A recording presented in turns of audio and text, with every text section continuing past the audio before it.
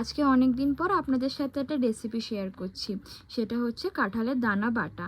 আমি প্রথমে কাঁঠালের দানাগুলোকে ভালো করে ছাড়িয়ে এখানে একটু পিস পিস করে কেটে নিয়েছি। আর মশলার জন্য নিয়ে নিয়েছি আমি এখানে কাঁচা লঙ্কা, রসুন। লঙ্কার পরিমাণটা আপনারা একটু বুঝে নিয়ে নেবেন। এবারে আমি সমস্ত দানাগুলোকে দিয়ে কাঁচা লঙ্কা, রসুন দিয়ে ভালো করে একটা পেস্ট করে নিয়েছি।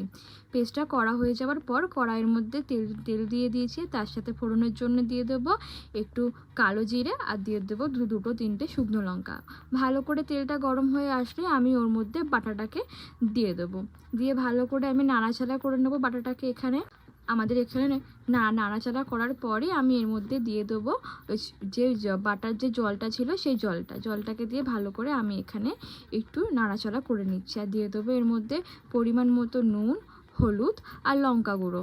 এবারে যেহেতু এটা বাটা কাঁঠালের দানা, আর ওই জন্য এটা কড়াইতে অনেকটা লেগে যায়, তাই জন্য গ্যাসের ফ্লেমটাকে আপনারা একটু মিডিয়াম করে এটাকে একটু নেড়ে নেবেন, তাহলে কি হবে, তলাটা ধরবে না। আমি এখানে পরিমাণ মতো একটু চিনি দিয়ে দিয়েছি। ব্যাস, তারপরে একটু নাড়াচাড়া করে নিলেই আমাদের আজকে কাঁঠালের দানা বাটার রেসিপি রেডি হয়ে যাবে। অবশ্যই জানাবেন কেমন হয়েছে।